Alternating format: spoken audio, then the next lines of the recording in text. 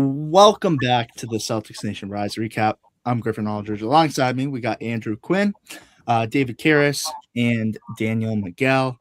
Uh, Rough loss tonight, you guys. I gotta say, um, you know, we are on the high last night. Celtics beat Hornets. Jason Tatum, Player of the Week, 50 wins. But tonight, kind of a rough game, and it's kind of obvious. I feel like, at halftime it looked like it could be anyone's game, but then it just kind of blew out of proportion. But I saw some good things tonight. But what do you guys think? We'll start off with you, Andrew, go to David and to Daniel. What are your thoughts after the Celtics loss? Yeah, this is a tough loss, obviously. I think the Hawks had 48 points in the paint, and kind of to me that tells you that the Celtics were a little sluggish on the defensive end. There were some holes in the defense, and we are coming off a back-to-back, right? The Hornets last night were off a back-to-back, and they also looked a little tired. They looked a step slow, and I think the Celtics looked a little step slow. 15 turnovers tonight. That's something we harp on. And for some reason, the Celtics team does sometimes turn the ball over a decent amount. Like their average turnovers is fairly low, but there are some games where they get hit with a tough defense and they start turning the ball over, and it definitely leads to points on the other end for these teams. So that's something that I think we kind of are having a red flag on. I think we got to put it on because it seems to me that it's been kind of happening more often than not. And then 18 assists tonight compared to the Hawks 28. I think the Celtics, whenever we have 25 or more points, we're most likely going to win that game. And I think that just speaks on our not just we're just not we just weren't hitting shots tonight. And that's really it that I saw. I think good game. We had 17 second chance points, so that's something I really am a fan of. I really just think it was the turnovers tonight that hurt us in the long run. Yeah, it felt like with this game, especially after what happened on Friday against the same Atlanta team, that they were bound to get one on us, especially with how hot they've been lately to push themselves into the middle of the Eastern Conference standings. I'll try and stay positive. I really liked what I saw out of our big men tonight, especially with no Keita. I thought Garza obviously finished the game with 20 points. He had 8 of them in the first quarter alone. I thought he was spectacular tonight in 28 minutes. And then I thought Amari Williams, friend of the program, Amari Williams was fantastic in the minutes he got. He had that great sequence in the first half where he had a block, and then on the other end, on that same sequence, had a tip in for 2 points. I thought that was a great sequence. And then Charles Bassey only played 6 minutes, but I felt like that was 6 impactful minutes off the bench as well, where he had back-to-back blocks on defense, and then one of his blocks turned into a Derek White corner 3 on the other end in that same sequence. So I really liked what we saw from the big men. We're just kind of, yeah, I mean, I'll quickly harp on the turnovers too. I mean, we did finish the game with just 15. It felt like it was definitely a lot more. 7 of those came in the first quarter. So we had 8 in the final 3 quarters. So we did good with, trimming down on that, even though that still is, as to what Andrew was alluding to, just a tick above what our average is per game in the season. This season, I think it's around like 10, 11, 12. So obviously that needs to be cleaned up. But I just like the way we fought tonight, being shorthanded. This is just kind of this is the dog days of the NBA season. We got 7 more games left. This is the point of the season where, we're not locked into the 2 seed yet, but we know we're locked in to a top 4 seed. Obviously, we're going to do everything we can to try and balance resting our guys before playoffs, while also just maintaining that 2 seed. It's a bit of a tough balance right now, but we're in these dog days where it's like we just want to get to the playoffs. Guys are going to have nights off the rest of the season, if not multiple guys having nights off the rest of the season. So, I don't like to use the term scheduled loss, but this felt like if there was a scheduled loss, it would be one, as to also what Andrew alluded to with it being us coming off a back-to-back, no Cada, no Tatum, Ron Harper Jr. amongst others. You know, we put together a good effort with the people we had on the floor. Wasn't perfect, but you know, you can't win them all. I'm not too shaken up about this loss. Just to summarize all my points here. Yeah. I think closer to that end of that third quarter, I was surprised honestly because we're looking at a pretty good game at halftime, and I'm thinking back to back night. We have a chance to win this one. It is a close one, but some of the guys are playing good.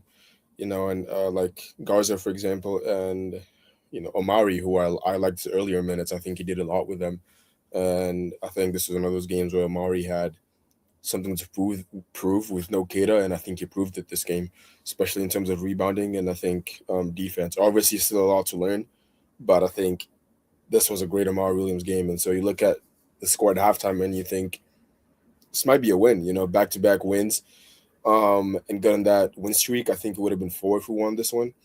I mentioned the fact that I wanted us to go on a win streak to end the season, and I thought that was going to happen, especially after this win. But unfortunately, that was not the case because we blew that third quarter, as we're going to get into later on. But yeah, as you guys mentioned, turnovers were a big factor on this one. I was a little bit pissed off. We average. It's like you said, Andrew. We do average 11.4, I think, last time I checked. But some of these games, it feels like we average more. There's just some games where we're just unnecessarily careless with the ball, and I don't know what's happening in terms of taking care of it, but we're not doing that, and it's just frustrating sometimes.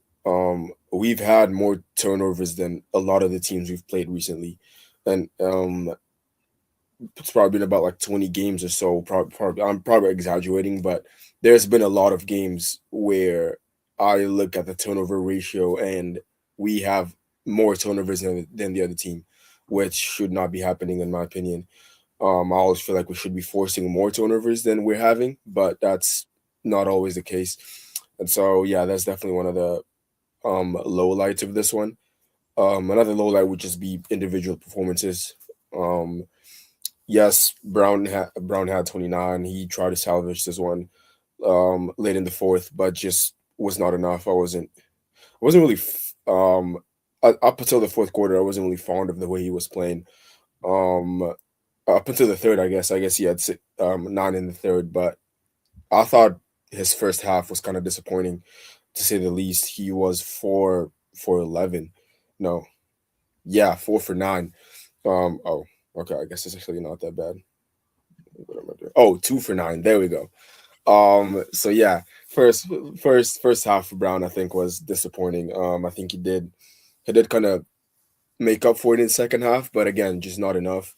And I think if you look at his performance stat wise, which is what I'm doing right now, not really great game, 29 points and 29 shots. Same with a lot of other players on the team who kind of just had off nights. Really, I'm looking at White a little bit, Hauser, Shireman, a lot of these guys where they have better games and we might win this one. So yeah, it's just one of those games where guys had off nights, obviously, especially since that's a back-to-back, you kind of expect that. So yeah, I think I agree with you, David. I think it was a kind of a schedule loss, but still, I think one that hurts. I guess just me personally, but it's one that I understand. Yeah, I think we talked about this in episode 93. So if you guys haven't, after check out episode 93 of the Celtics Nation Rise podcast. We kind of predicted this Hawks loss as the second time, coming off of a back-to-back, kind of honestly scheduled loss, as you guys alluded to. I saw a lot of good things tonight from some guys. Like, I got to credit Charles Bass. He played 6 minutes tonight, had 3 points. He had a good night. And especially Amari Williams. I won't tolerate that slander from you, Andrew, the other night. Jeez, saying he's a rough one. I'm just kidding. Wait, watch it. I'm just kidding. I love Amari Williams, but I'm just he's kidding. raw. He's He- got some he- raw no. talent. We got to extract. I have to say though, in particular, I was very impressed with Amari and Luka tonight. And Amari, because what he did in that first quarter, Luka comes off and you need a spark. And Amari Williams was just nasty on the boards. Got 6 rebounds in the first quarter, along with 2 points. I mean, he was phenomenal, and that's an issue that Andrew and I have been concerned with. So I won't throw you under the bus, Andrew. I've been very concerned too with his rebounding ability. However, I feel like he really proved me wrong tonight. He could do it in the G League. You've seen him being able to rebound the ball, but tonight looked a lot more aggressive, which I love and I praise, because it looked like he actually was gravitating towards the rim. When there was a ball in the air, he wasn't slacking back and not trying. He was actually going for it, and that's what I loved from Amari Williams tonight. But I'm going to hand it over here to Wait, real quick, because I know we were harping on the turnovers, but do you guys know where the Celtics rank in turnovers? They must be. They're pretty high up on We're it. the best team in the NBA. We're the best in the NBA. Yeah, we are. With the amount of turnovers per game, which is Yes. crazy to me. Like, yes, yeah, it's we insane. average 11.5, which is the best. I think OKC's second. But yeah, like you said, I think some of these games, it just seems like we should average a lot more than we do.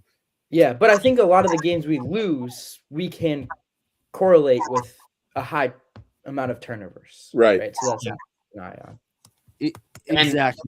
It's been like that really quickly. Like, it's been like that the last couple of years. I know for sure it's the same last year, where it was us and OKC lowest turnovers, and I think the championship year as well. So I hope it doesn't get underappreciated how disciplined the Celtics are from games 1 to games 82. I mean, obviously there's bumps in the road, of course, for sure, but the Celtics have really been disciplined under Missoula. Yeah, and it's like every possession they have, they cherish it so much. I mean, it's like, all right, we're playing one game at a time, and this is our play this is going to be our play. We're going to make the right decisions every time. And that detail-oriented effort is why the Celtics team is so good. And that's just something, like, we're so good at it, and we've been praising the team all year, and we had a phenomenal turnover game last night. Like, we were barely turning over the ball. I think we ended with 5 turnovers or something like that. Right. In playoffs, I feel like, attention to detail will be at its prime, and, you'll be less limited to make those mistakes, I feel like, But it's just like when you're this good of a team, right? Like, those turnover margins stand out a little more than a team that you just would expect to turn the ball over, right? So it's like when you're this good of a team, you're going to have super, super high expectations, as Joe Mazzulla always says. And so it's fortunate, but it also, at sometimes you're going to get that critique, because it is true, and we know what they're capable of. Without a doubt. David, we'll toss it over to you, though. Do you mind breaking down the quarters for us? Yeah, sure. So each team would win 2 quarters here. The Celtics would win the first and the fourth quarters, and the Hawks would win the second and the third quarters. The Celtics won the first quarter 30-29.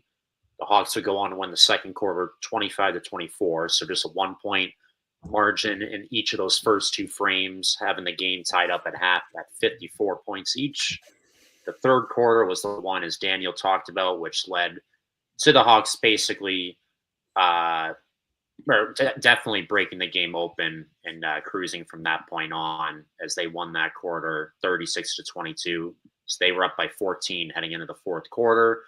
And yes, the Celtics did make a little bit of noise late to make it interesting, even though they fell behind by as much as 21, as you can see in that fourth quarter on the bottom of the screen. They did end up winning that fourth quarter 26-22, but it was all for naught, as the Hawks would end up winning this game by 10, 112-102. As you can see, for most of the game, specifically pretty much the whole second half, the Hawks had the lead. As I talked about, the biggest lead they had was 21. The biggest lead the Celtics had was 6. There was 18 lead changes in this game, but most of them took place in that first half.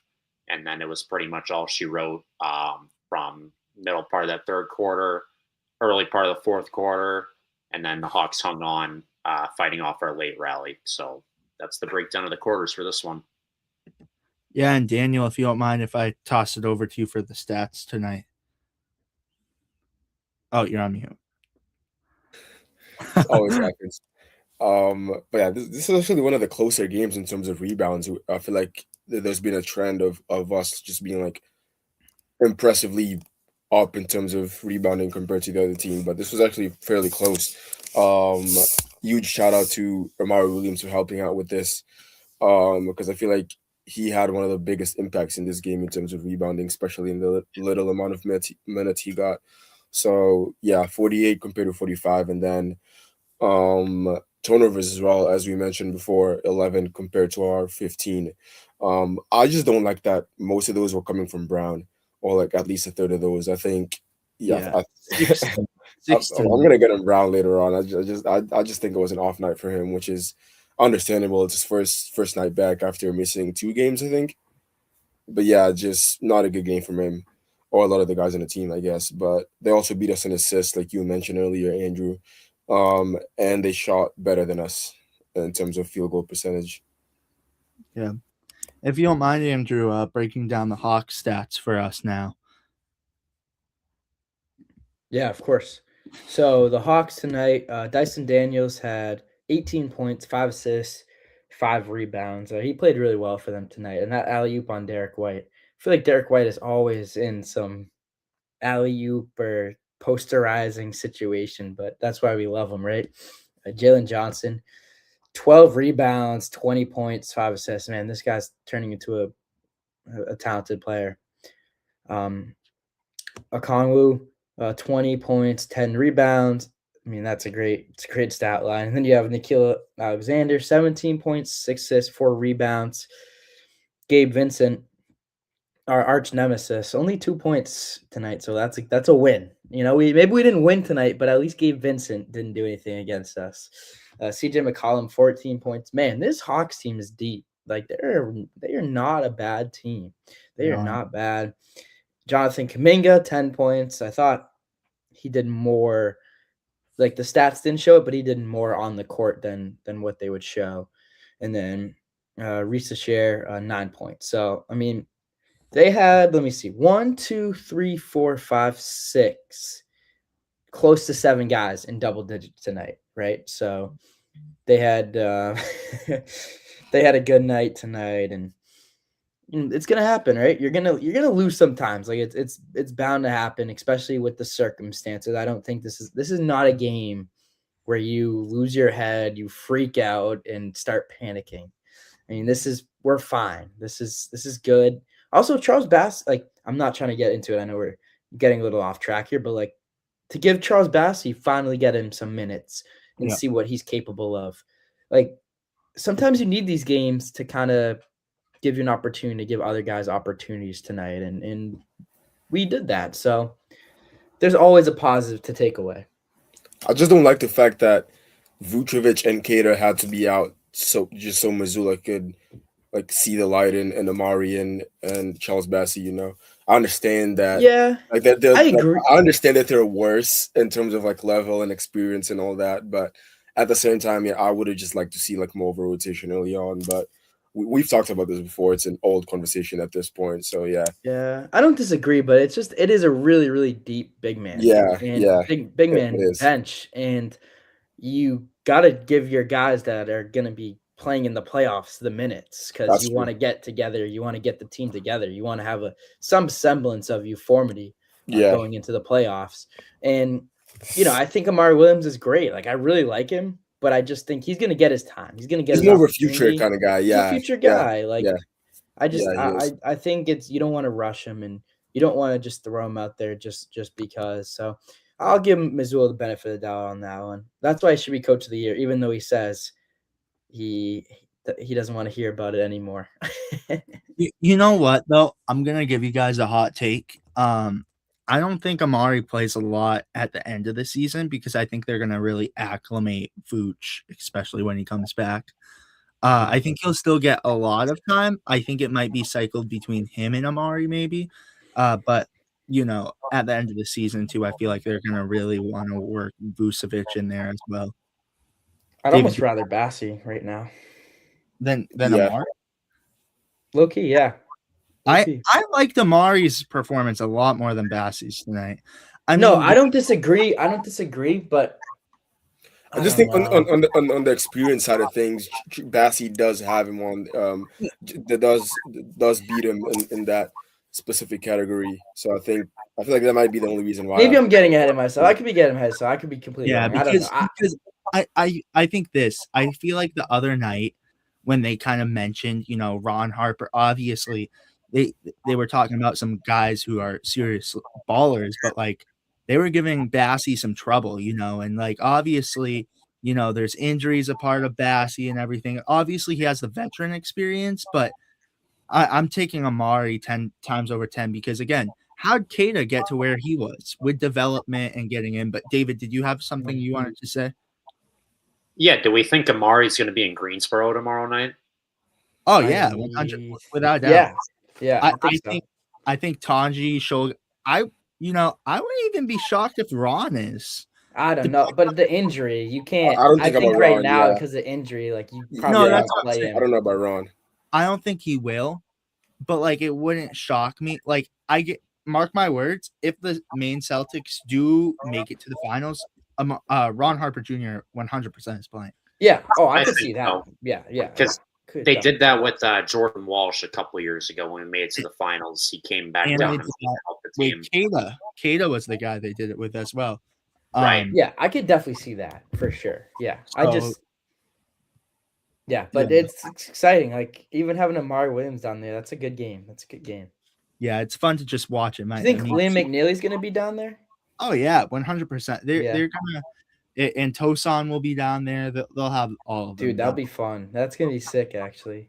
I'm excited to watch it. Oh, I'm gonna be. Yeah. But and tune in tomorrow because we'll bring you guys a recap after. We're gonna be bringing you guys coverage. But for the Celtics tonight, as you guys all alluded to, a lengthy injury list tonight. Vucevic out, Tatum out, Keita out, and Harper out. We obviously saw that little injury from Ron yesterday. Nothing to be nervous about though because he came back in the game. But for the Celtics as well, Tanji and Shulga came in at the end, but nothing doing for that, obviously. Hugo Gonzalez tonight, though, played 13 minutes, had 5 points, 4 rebounds, shot 50%. Charles Bassey, as we've been alluding to tonight, in 6 minutes, had 3 points, 2 rebounds, and 2 blocks, shot 100%. Not a bad night from him, but again, when he was put in, obviously, I'm happy he's getting the minutes. He's on a 10-day contract. He completely deserves it. But this is a point in time where it just didn't make sense for me that they made this move because it's like those minutes could have strictly, like those 6 extra minutes could have went right to Amari. That's what I like. Yeah, David.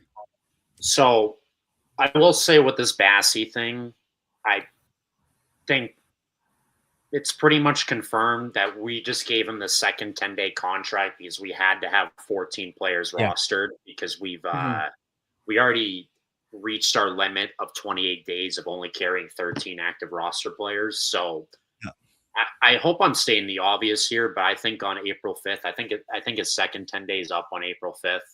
I think when that expires, I think Ron Harper is finally going to get converted to a standard contract. That's my prediction. Yeah, that would make sense. And if not, I could see them going for like another guy, like I don't know, like maybe Banton again or something like that, someone lower level, a 10-day contract just to ride it out till that last day of the season. And then you give Ron Harper Jr. a contract, but who knows? But next up for the Celtics tonight, Sam Hauser, who he does little things, but the little things still impact the game. Tonight had 7 points, 3 rebounds, shot 40%. Not bad. Nothing you can complain about. Baylor Shireman, Bonfire Baylor tonight. Wasn't really on fire, though. We can't really give him that nickname tonight. 3 points, only shot 25%, 2 rebounds, 2 assists, a steal. So overall, his stat line, that's kind of what he does in a game, but nothing really impressive from a rebounds perspective and nothing really impressive from points. Like he really kind of was just out there tonight for the Celtics. If you want to address the comment, but do we want to put it on screen? No, we don't suck. We don't suck. That's why. I don't know. We've been watching the games, bro. Come on now. Like, we don't Least suck. obvious rage bait of all time. Yeah, we're like a top Yeah, 3 yeah, team in the yeah, league, yeah, bro. How can you yeah. say we suck? Oh, Season's we we gotta. over. I'm gonna bite my tongue. can't even acknowledge that. But we'll continue. We'll continue here. Walsh, who I've been very impressed with the past couple of games. It's a little, but it's still impactful. Tonight, 8 points, shot 40%, 4 rebounds, assists, 2 steals, and a block. Great night, I thought. Derek White, who I thought also, as you guys alluded to, had an underwhelming performance tonight. 7 points, 5 rebounds, 4 assists, a steal, 2 blocks, shot 25%. Still not that boost that you kind of need, where he stepped up the other night. And we gave him a CNR MVP not too long ago because he stepped up, but tonight did not really step up. Mari Williams in 13 minutes, 4 points, 7 rebounds, assist, a steal, a block, shot 50%. I loved what he did. We got into that. Peyton Pritchard, though, tonight, I thought he had a solid game. In 26 minutes, had 16 points, 2 rebounds, shot 42.9%. Not a bad game, but not the boost you kind of need to propel yourself to a win over the Hawks. But next up, Jaylen Brown, who tonight did very good in the second half and really turned the game around. It was all Luka Garza, who we'll get into in a second for that first half. But in that second half, I feel like Jaylen Brown did pretty well, especially when it came down to crunch time. 29 points, 9 assists, 10 rebounds, 1 assist shy of a triple-double, a steal, and shot 31%. However, if we had won, this would have been our CNR MVP for sure. 20 points, Garzilla, 9 rebounds, 1 rebound off of a double-double, assist, a block, and shot 88.9% from the field goal. Count that as 8-9. Good night. Great night. Is there like, can we do this with any number now? Like, do we have free reign? Wait. I would say rattle them off, David, but you don't gotta do all that. Oh, am I getting bleeped? Am I? No. It's okay. It's okay. Right, it's the end of the season. We're Forget done. I asked. Dog days of CNR as well. We should. Gotta It's love over. it. Gotta love it. What do you guys have for final thoughts though? Because what are your final thoughts? This is what I have. What do we got? It's over. That's what I have. It's over. No, I'm just kidding.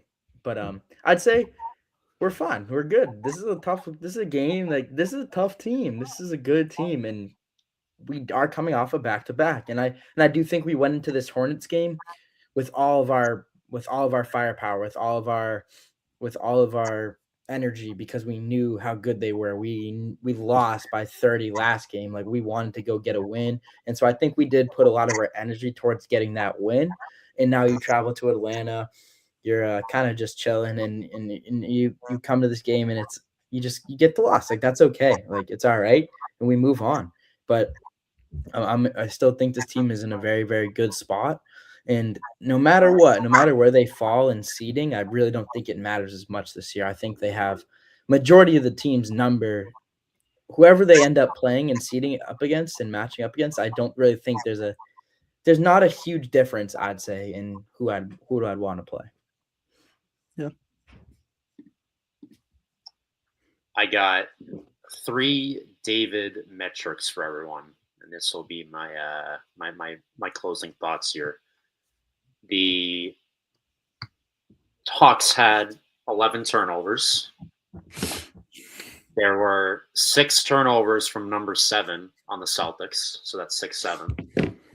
And the Celtics shot 41%. Andrew, where's the button? That's unacceptable, David. That's unacceptable. We are so good. We gotta get this. We gotta get the 6-7. Oh God! Do 67 years in jail. They gotta come scoop David up. Now, bleep him, Andrew. Bleep him for that last one. That was on. Hey, I'm ramping up for playoffs. Oh jeez, that's ramping up for playoffs. Oh jeez, Gotta get in playoff shape. You guys gotta stay Oh, tuned for no. that one. That one's gonna be. Maybe we'll do some special like video to end the season if we can like use AI somehow to see like how many times I've said 6-7 on this program all year, or I could just come on here and just say. No, I'm sure you've reached that. Probably. Oh no, I'm not even lying. David probably said 6-7 about on this program alone. Don't say it. No, probably like over. I'm smashing the over on 200. 200 times. 200. There, I just What made the that. heck? You just made a new one. No, that's it. I'm done. You know, I love that we were just at 6 views and now we're at 2 now. Like the real ones. Yeah, we real ones stayed. You know, the real one stayed for this one. I gotta say. I'm scaring all the viewers away. No, shout out to the real ones who stayed though. We love you guys. We love you guys. What do you got for us, dude? Is that gonna be our community? This 6-7 community? No, I'm just kidding. All right, beep yourself. No, beep yourself. Yeah, Andrew, bro. Andrew, come on. Yeah, that's You're bad. not helping the That's case, bro. bad. That's bad. That's bad. I gotta go to bed, bro. I'm tired. We have a main David's luring me into his trap. We have a main Celtics game to catch tomorrow. We can't be doing this. Oh, what do you got? Cut all this out.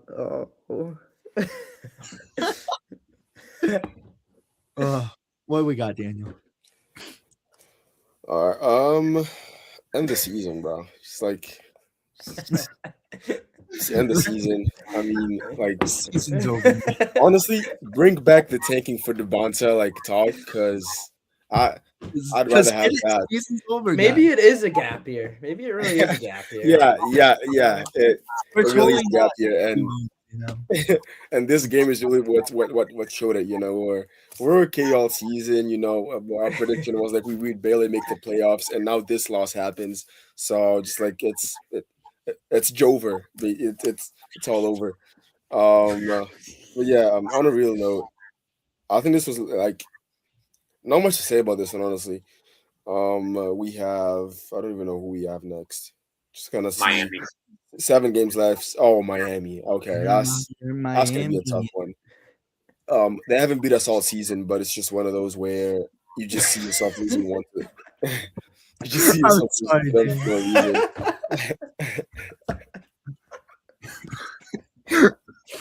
Continue, Daniel. I'm sorry. I was dancing. It's all good.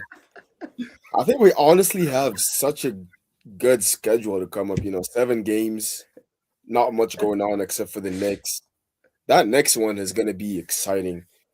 I can't wait for that one. But we got a few more games to go for that one. But I think I see us winning at least 5 more of these 7 and closing out the season strong. Again, hopefully we go on a streak to end the season, which either starts or continues with that next win.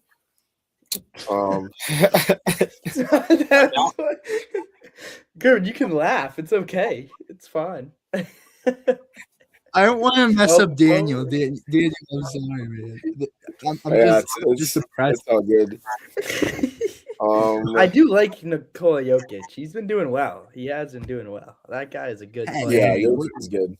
Unfortunately, I don't think he's getting MVP this season, but he's still a generational center. Like I think top 3 all time in my opinion already. I don't know. He's all right. He's all right. All right, Daniel, finish your take. I'm sorry. Yeah, All right, I'm gonna walk in. Anyway, that's all I had. Let's just finish strong. I think this is not an easy schedule, but a winnable schedule, I think, for the next couple of games. Besides that next one, not much going on. We do have the Hornets again, which I feel like we've played them 7 times this season or something. Okay. Just 7, David. Just 7. Nothing else. I wasn't even thinking it. I was not even thinking it. Yeah, that's the one. I feel like just like you were thinking it. I was thinking about Nikola Jokic. Of course.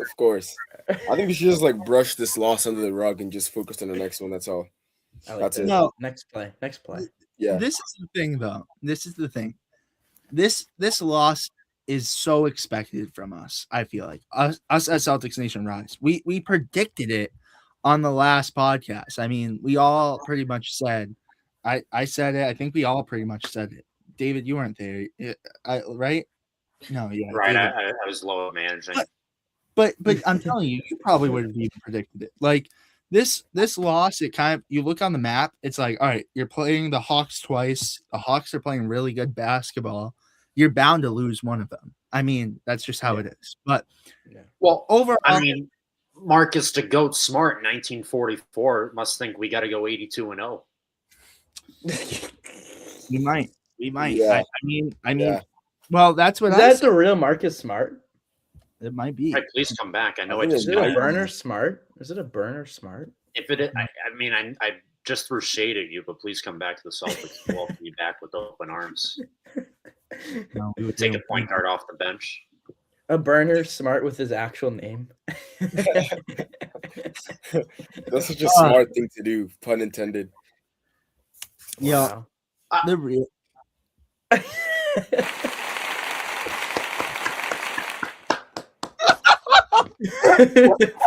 Wait, I actually didn't hear what he said. So No, he said, all right, it's time to close this. Oh, thank you guys for watching. Make sure to like and subscribe and turn on post notifications to be notified every time we upload. You guys can tune in tomorrow as we are going to be bringing you some Maine Celtics content, and go watch our video after this. We have a Maine Celtics vlog and a Maine Celtics clip to get you guys geared up and kicked off for playoff. we'll all go touch some grass. We'll go touch some grass. All right. Especially David. Next up. Good night, you guys. Peace. See